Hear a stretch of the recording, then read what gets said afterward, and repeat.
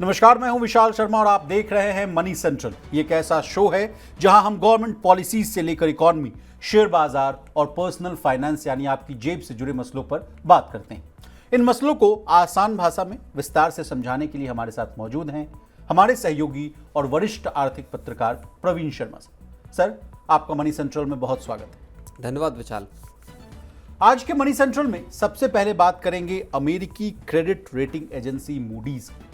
Moody's rating ने 2025 के लिए भारत के जीडीपी ग्रोथ रेट के अनुमान को 6.5% से घटाकर 6.3% कर दिया है। भारत के अलावा अमेरिका और चीन जैसे देशों के जीडीपी ग्रोथ रेट को भी एजेंसी ने कम किया। क्या है वजह, जानने की कोशिश करेंगे। इसके अलावा आज बात करेंगे जीरो टैरिफ प्रस्ताव की। भारत ने अमेरिका के सामने एक प्रस्ताव रखा है जिससे भारत की स्टील, ऑटो और फार्मा इंडस्ट्री को खासा फायदा मिल सकता है। अब क्या है भारत का प्रस्ताव, इससे कैसे फायदा पहुंचेगा, समझने की कोशिश करेंगे। और अंत में बात करेंगे 2008 की आर्थिक मंदी की भविष्यवाणी करने वाले रे डेलियो। इन्होंने अमेरिकी अर्थव्यवस्था के फ्यूचर के बारे में एक गंभीर चेतावनी दी है। उन्होंने कहा कि मंदी से भी बदतर स्थिति आ सकती है। क्या कारण होंगे, किस आर्थिक संकट की ओर इशारा कर रहे हैं रे डेलियो, आसान भाषा में समझाने की आप कोशिश करें। चलिए फटाफट करते हैं मनी सेंट्रल की शुरुआत। अमेरिकी रेटिंग एजेंसी मूडीज ने अपने ग्लोबल मैक्रो आउटलुक में 2025 के लिए भारत के जीडीपी ग्रोथ रेट के अनुमान को 6.5% से घटाकर 6.3% कर दिया है। हालांकि एजेंसी ने साल 2026 के लिए इसे 6.5% पर बरकरार रखा है। सिर्फ भारत ही नहीं, रेटिंग एजेंसी ने अमेरिका के लिए जीडीपी ग्रोथ रेट के अनुमानों को भी कम किया। साल 2025 के लिए इसे 2% से घटाकर 1% और साल 2026 के लिए 1.8% से घटाकर 1.5% कर दिया है। वहीं चीन की बात करें तो मूडीज का अनुमान है कि 2025 में जीडीपी ग्रोथ रेट 3.8% और 2026 में 3.9% रहेगी, जो 2024 की 5% की ग्रोथ रेट से कम होगी। सर, किन वजहों से मूडीज ने अपना अनुमान घटाया? देखिए, पूरा मामला इस वक्त जो है दुनिया भर पे जो भारी पड़ रहा है वो है ट्रंप का टैरिफ कार्ड।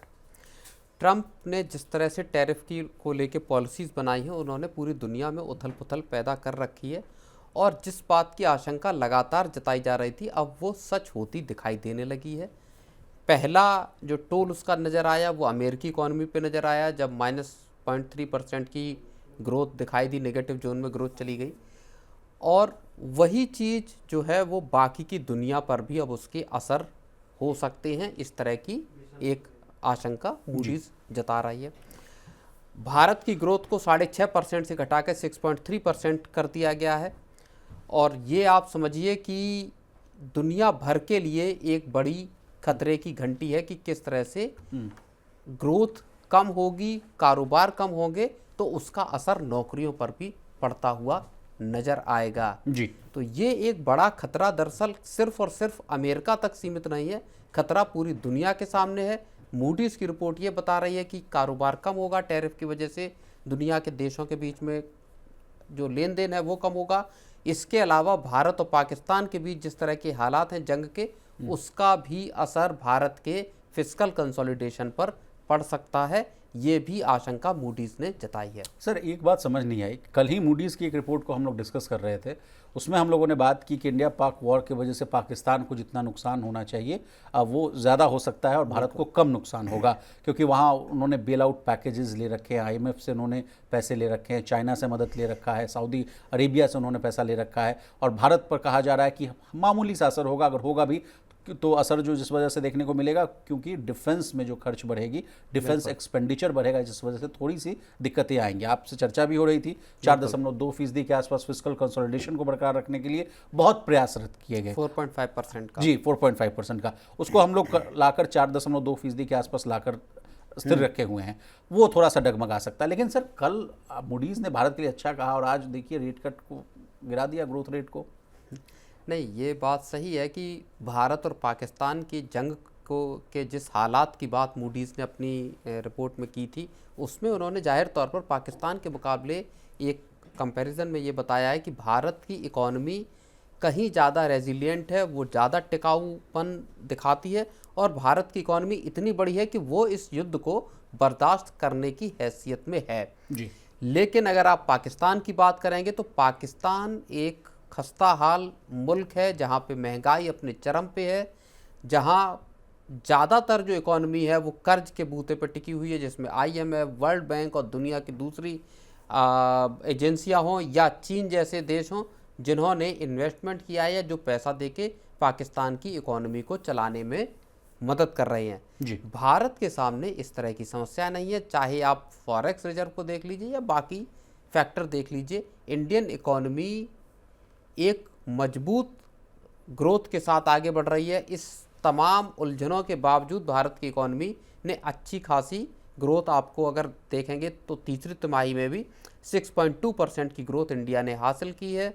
इस साल अगर मूडीज़ की भी माने तो 6.3% की ग्रोथ अगर 2025 में रहती है तो दुनिया के तमाम बड़े जो मुल्क हैं उनको आर्थिक तौर पर भारत उनके मुकाबले कहीं ज़्यादा तेज़ रफ्तार से ग्रोथ करने वाला देश रहेगा। चीन की 3.8% की ग्रोथ आप बता रहे हैं, चीन का टारगेट 5% का था जी। 5% का टारगेट अचीव करने के लिए चीन पूरी इकॉनमी में Stimulus बेतहाशा package। पैसा बहा रहा है, Stimulus लोगों को package। पैसा दे रहा है कि आप सरकार से पैसे लीजिए और इस पैसे को खर्च कीजिए और एक आर्टिफिशियली ग्रोथ हासिल करने की कोशिश चीन कर रहा है। भारत में इस तरह के प्रयास नहीं हैं। अमेरिका की इकॉनमी 2% से घट के अगर 1% पे आ जाती है तो ये एक बड़ा चिंताजनक मामला भी है और बहुत बड़े खतरे की घंटी भी है पूरी दुनिया के लिए। ऑलरेडी सर अमेरिका रिसेशन में है?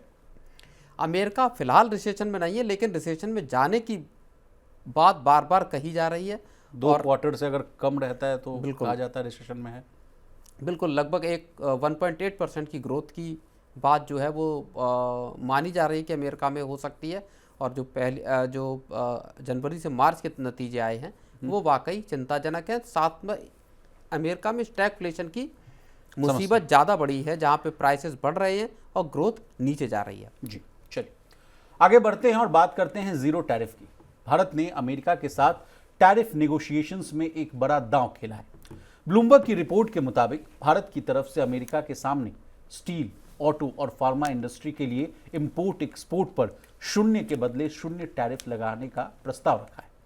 हालांकि भारत ने यह पेशकश सीमित मात्रा के लिए की है। इसके तहत भारत अमेरिका से होने वाले आयात यानी जो इंपोर्ट है उसकी एक सीमित मात्रा पर 0 टैरिफ लगाएगा। इसके बाद मौजूदा दर से टैरिफ लगाया जाएगा। सर, क्या है भारत का प्रस्ताव? नहीं, जैसा आप बता रहे हैं कि ज़ीरो टैरिफ की बात भारत कर रहा है ऐसे प्रोडक्ट्स पे जिनमें स्टील है, जिनमें ऑटो कंपोनेंट्स और फार्मास्यूटिकल है। जहाँ पे कि अमेरिका भारत से जीरो टैरिफ लेता है, वहाँ पे भारत अमेरिका पर जीरो टैरिफ लगाएगा अमेरिकन प्रोडक्ट्स पे।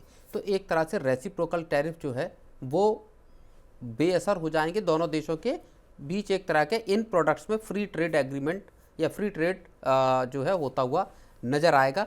लेकिन भारत की उसमें एक शर्त यही है कि एक सर्टेन क्वांटिटी तक ही हम इन सामानों को ज़ीरो टैरिफ की कैटेगरी में रखेंगे, उसके बाद इन पर नॉर्मल टैरिफ लगाए जाएंगे, रेगुलर टैरिफ जो लगते हैं। तो अब सीधे तौर पर इसका असर कहें या मतलब ये निकलता है कि भारत नहीं चाहता कि कोई किसी भी तरह की डंपिंग जो है वो अमेरिकी प्रोडक्ट्स की इंडिया में हो, और इसलिए एक सर्टेन क्वांटिटी तक ही इन पर जीरो टैरिफ लेने की बात कही जा रही है। ये मामला ऐसे तौर पर बेहद अहम हो जाता है जबकि 90 दिन का पॉज जो है वो टैरिफ को लेकर लगाया हुआ है अमेरिका ने। अमेरिका बार बार कह रहा है कि भारत के साथ सबसे पहले डील अमेरिका की हो सकती है एक बायलैटरल ट्रेड एग्रीमेंट को लेके। जो भारतीय वित्त मंत्री हैं वो भी कह चुकी हैं कि पहले फेज का हमारा जो ट्रेड डील है वो जल्दी ही हो सकती है। जी सर, जेडी वेंस साहब भी आए हुए थे, उन्होंने भी एक बहुत अच्छा पॉजिटिव संकेत दिया था। क्या उसको भी इस कहानी में जोड़कर देखा जाए?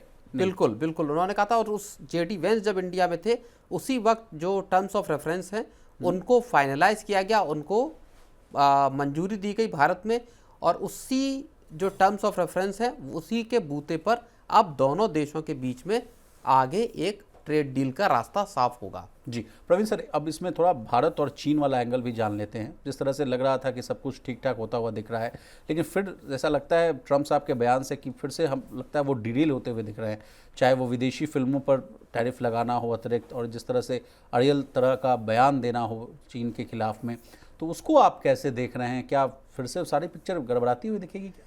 नहीं, देखिए, ट्रम्प एक बार में कोई एक चीज़ डिसाइड नहीं कर पा रहे हैं कि एग्जैक्टली उनको करना क्या है, डिसीजन लेना क्या है। कभी वो 2 कदम आगे बढ़ते हैं, फिर 1 कदम पीछे हट जाते हैं, कभी एकदम इतने स्ट्रिक्ट नज़र आते हैं कि नहीं, अब चीन के साथ कोई बातचीत नहीं होगी, चीन के साथ किसी तरह का समझौता मुमकिन नहीं है। चीन ने लगातार दशकों तक अमेरिका के जो लचर ट्रेड पॉलिसीज़ हैं उसका दोहन किया है, उसमें अमेरिका का शोषण किया है एक तरह से जी। अब बाद में वो फिर कहने लगते हैं कि नहीं, चीन के साथ हम बैठ के बात करना चाहते हैं, हम चाहते हैं कि चीन के साथ एक डील हो जाए और दोनों लोग बहुत अच्छे हैं और आसानी से हम एक ट्रेड डील की तरफ आगे बढ़ सकते हैं। तो उनके जो फ्लिप फ्लॉप पॉलिसीज़ हैं वो दुनिया को कंफ्यूज किए हुए हैं, चीन को भी कंफ्यूज किए हुए हैं। ये एक बड़ा मसला है दोनों देशों के बीच की ट्रेड को लेके। दोनों देश, जैसे कि वहाँ के जो वित्त मंत्री हैं बेसेंट, वो कह चुके हैं कि नहीं, चीन के साथ जल्दी ही मामले जो है सुलझाए जा सकते हैं। लेकिन अब उसकी रूपरेखा क्या होगी? 245% तक के टैरिफ हैं और उसके बाद अभी बिल्कुल हाल में 100% टैरिफ विदेशों में बनने वाली फिल्मों पे लगा दिया है जो अमेरिका ने। तो मामला ये पूरा बना हुआ है कि जबकि फिल्मों को, प्रवीण सर माफ़ कीजिएगा मैं आपको रोक रहा हूँ, फिल्मों को as a soft power use किया जाता था। डिप्लोमेसी अगर की जाती थी तो उसमें देखा जाता था कि ये तो सॉफ्ट पावर की तरह काम करता था। फिल्मों का आदान प्रदान हो, वहाँ कल्चरल का जो आदान प्रदान हो, तो उसको बहुत अच्छी तरीके से देखा जाता।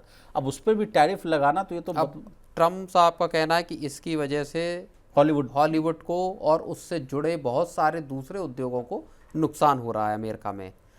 दूसरे देश अपने यहाँ इंसेंटिव्स दे रहे हैं फिल्में बनाने के लिए, और सारे के सारे प्रोड्यूसर और जो भी वो हैं वो उन मुल्कों में जाकर पिक्चरें बना रहे हैं। तो उन्होंने कहा कि जो भी मूवी अमेरिका के बाहर बनेगी उस पर 100% टैरिफ अमेरिका में लगेगा। तो एक तरह से वो पूरा हॉलीवुड को बचाने की भी उनकी एक सोच नज़र आती है। लेकिन प्रोटेक्शनिज्म को लेकर डूबे तरीके कारगर कितने साबित होंगे इसको लेके सवाल है, और अलग अलग तरह के अर्थशास्त्री, अलग अलग तरह के जानकार ये बता रहे हैं कि ये बेहद नुकसानदायक भी साबित हो सकता है खुद अमेरिका पर। प्रवीण सर, एक और मामला है, उसको भी हम आपसे समझना चाहेंगे। वाशिंगटन से लोगों ने कहा है कि भारत से क्वालिटी कंट्रोल ऑर्डर्स यानी QCOS के बारे में अपनी चिंताओं को दूर करने के लिए कहा है। भारत भी मेडिकल डिवाइसेस और केमिकल्स जैसे सेक्टर्स में अपनी मौजूदा जो क्वालिटी कंट्रोल ऑर्डर्स हैं उस पर फिर से विचार करने को तैयार है। ये पूरा मामला जो है अनिवार्य रूप से जो गुणवत्ता मानक को लेकर है। ये वाला मामला क्या है सर? वो कह रहे हैं कि आप इस पर भी कुछ सोचिए और इधर भी हम लोग तैयार हैं। तो देखिए, क्वालिटी को लेके, प्रोडक्ट्स की लेके बार बार मसले उठते रहे हैं दोनों देशों के बीच में। अब उसमें दोनों देश चाहते हैं कि जो क्वालिटी को कंट्रोल को लेके जो चीज़ें हैं उसको एंश्योर किया जाए, उसको सुनिश्चित किया जाए, ताकि जो ट्रेड है वो और फ्लरिश कर सके और बेहतर संबंध बन सके। जैसे इसका प्रवीण सर एक एग्जांपल के तौर पे मैं जब पढ़ रहा था, जैसे यहाँ से आम जाता था वहाँ, तो कहते थे कि आपका इस आम में बहुत पेस्टिसाइड्स है भाई, यहाँ इसको रोक लगाइए। कोई भी जैसे चावल जाते थे, बासमती चावल जाते थे, उस पर भी लोग कुछ कह देते थे कि भाई इसमें तो बहुत सारा मामला है जो हमारे लोगों के लिए बहुत खतरनाक साबित हो सकता है। तो भारत के जो प्रोडक्ट हैं, इस तरह के आम हो गया या बासमती चावल हो गया या और चीज़ें हो गई, वो वाकई उनको लेके न सिर्फ अमेरिका में बल्कि यूरोपियन यूनियन और दूसरे देशों में भी कई बार इस तरह की उन पर आपत्तियां उठाई गई हैं कि इनमें पेस्टिसाइड्स या केमिकल्स बहुत अधिक मात्रा में हैं, और उसको लेके चाहे अमेरिका हो या यूरोपियन यूनियन के कंट्रीज़ हो, उनके नॉर्म बड़े सख्त हैं। तो भारत में बड़े पैमाने पे पेस्टिसाइड्स और केमिकल्स का इस्तेमाल भी होता है फसलों में, ये जग जाहिर बात है। तो अब उसमें क्या नियम बनेंगे, वो सारा का सारा असल में जब एक कॉम्प्रिहेंसिव ट्रेड डील होगी, उसमें जब एग्रीकल्चर की बातें होंगी, तो वहाँ पे बहुत सारी चीज़ें स्पष्ट होती हुई नजर आएंगी। चलिए आगे बढ़ते हैं और बात करते हैं ब्रिज वाटर एसोसिएट्स के फाउंडर रे डेलियो की। इन्होंने अमेरिकी इकॉनमी को लेकर बड़ी भविष्यवाणी की। डेलियो ने कहा कि अमेरिका में रिसेशन से भी बुरे हालात पैदा हो सकते हैं। ट्रंप की टैरिफ पॉलिसीज अस्थिरता पैदा कर रही हैं। सर, रे डेलियो की चिंता कितनी जायज़ है? और वो किस आर्थिक संकट की ओर इशारा कर रहे हैं? देखिए, सबसे बड़ी बात तो ये है कि रे डेलियो वो शख्स हैं जिन्होंने 2008 की जो आर्थिक मंदी आई थी, जो फाइनेंशियल क्राइसिस आई थी, उसकी प्रेडिक्शन की थी, उसकी भविष्यवाणी की थी। तो इसलिए पूरी दुनिया में रे डेलियो को एक गंभीरता से सुना जाता है। महत्वपूर्ण आवाज़ माना जाता है। अब उन्होंने जिस तरह के टैरिफ को लेके अमेरिका ने बदलाव किए हैं, जिस तरह के टैरिफ पॉलिसीज़ अमेरिका लेके आया है नई ट्रंप एडमिनिस्ट्रेशन में, उसको लेके उन्होंने गंभीर चिंताएं जताई हैं। बताया है कि ये पूरी दुनिया में अनस्टेबिलिटी क्रिएट कर सकता है, अमेरिका में एक बड़ी मंदी आ सकती है इन्हीं जो ट्रेड से जुड़ी हुई पॉलिसीज़ के मिस हैंडलिंग की वजह से। दूसरी बात उन्होंने ये कही कि अगर ठीक तरीके से चीज़ों को संभाला नहीं गया तो मंदी से भी ज़्यादा बुरे हालात पैदा हो सकते हैं। तो ये एक गंभीर मैं कहूँगा कि भविष्यवाणी है और गंभीर एक खतरा है जो कि दिखा रही है कि पूरी दुनिया पर और अमेरिका पर जो ट्रंप की टैरिफ पॉलिसीज़ हैं वो किस कदर हावी हो सकती है, किस कदर दुनिया भर को उसका खामियाजा भुगतना पड़ सकता है। प्रवीण सर, आप लोग मनी सेंट्रल में कई बार चर्चा कर चुके हैं। कई एक्सपर्ट्स जो है या मार्केट के दिग्गज भी कहते हुए दिखे कि 1929 वाला जो है मामला वो भी देखने को मिल सकता है, उससे भी बदतर स्थिति हो सकती है। आपने सब प्राइम क्राइसिस की बात की, 2008 वाली मंदी को वो भी देखा जा सकता है, कोविड के हाल चाल हम लोगों ने देख ही रखा है। सर, इन तीनों सिनेरियो को कैसे जोड़ कर देखें?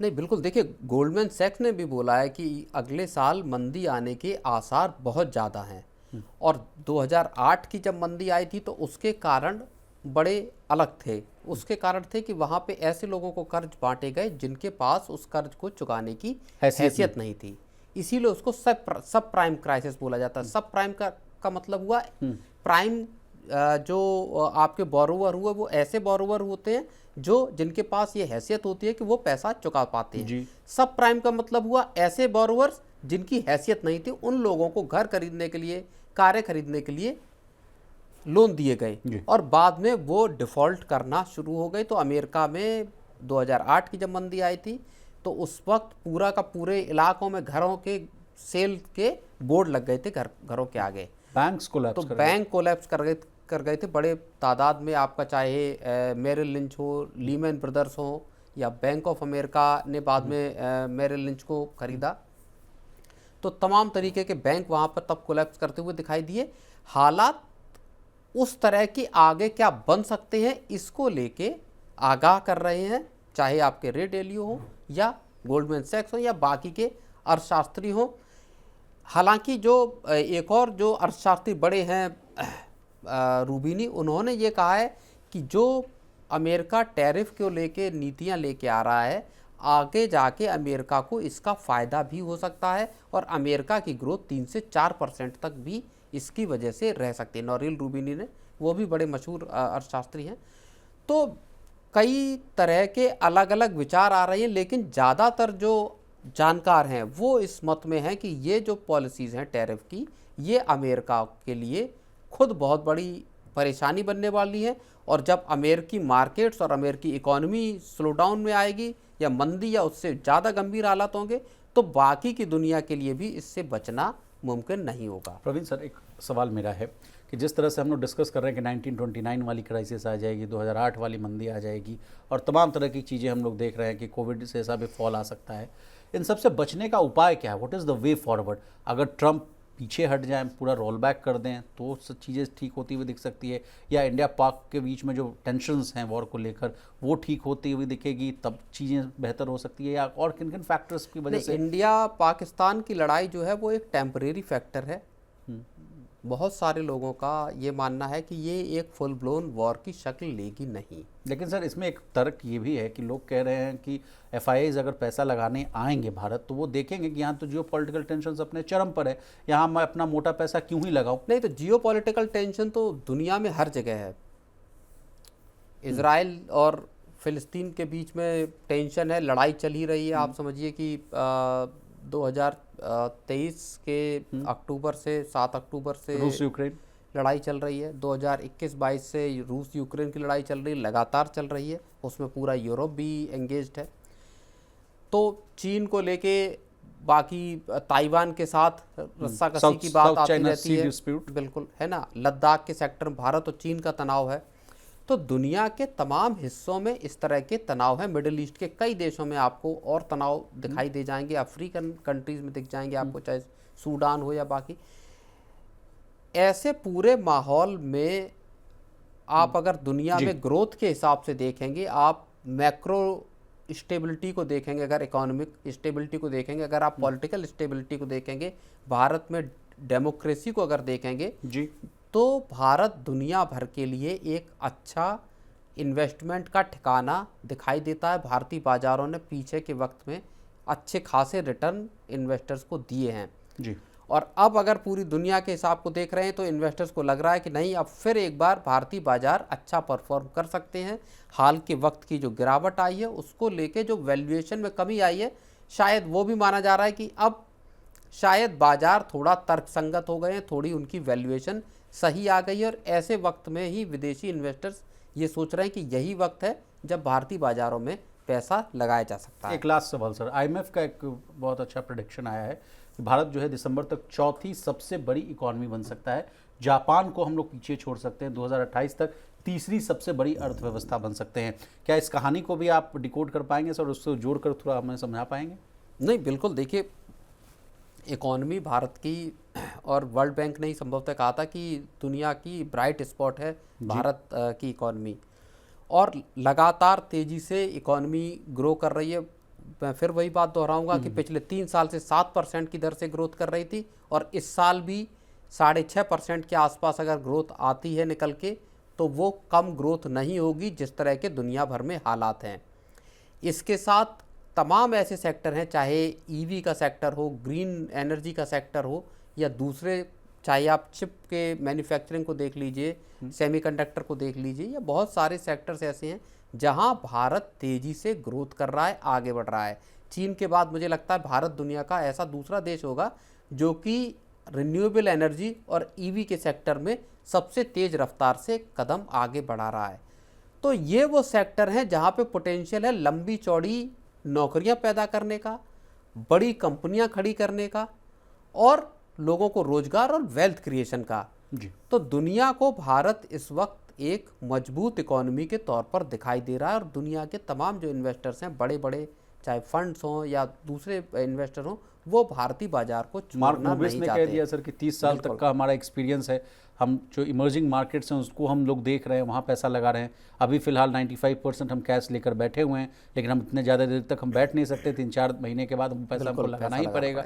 तो और तमाम अगर कुछ और आप अगर ग्लोबल एक्सपर्ट्स के अगर आप कुछ कमेंट बताना नहीं, चाहें? बिल्कुल, चाहे मार्क मोबियस हो, चाहे क्रिस वुड हो, जो धुरंधर हैं, वो सभी इस बात को मान रहे जेफरीज हैं। के क्रिस वुड। बिल्कुल, तो वो सभी इस बात को मान रहे हैं कि भारत, और एक और चीज़ है कि जो चीन से दुनिया का भरोसा उठ जिस रहा तरह है। से कमज़ोर हुआ है, और नए टैरिफ के निज़ाम में भी भारत को इसका फ़ायदा मिलता हुआ नज़र आ रहा है, जहाँ पे कि मैन्युफैक्चरिंग के लिए कंपनियां अब आने की कोशिशें कर रही हैं कि भारत में अपना प्लांट लगाया जाए, भारत से पूरी दुनिया को एक्सपोर्ट किया जाए। आज ही एक बयान है ज्योतिरादित्य सिंधिया का, जिन्होंने ये कहा है कि अगले कुछ वर्षों में अमेरिका में बिकने वाला हर आईफोन भारत का बना हुआ होगा। तो पूरी दुनिया अब भारत की तरफ देख रही है, ये चीज़ हम मानकर चल सकते हैं, और यही वजह है कि इन्वेस्टर्स भी भारतीय बाजार को मिस नहीं करना चाहते। चलिए प्रवीण सर, आज के मनी सेंट्रल में बस इतना ही। आपका बहुत शुक्रिया। Thank you. इसी तरह देश, दुनिया और बिजनेस जगत से जुड़ी तमाम ताज़ा तरीन खबरों के लिए बने रहिए हमारे साथ और देखते रहिए मनी।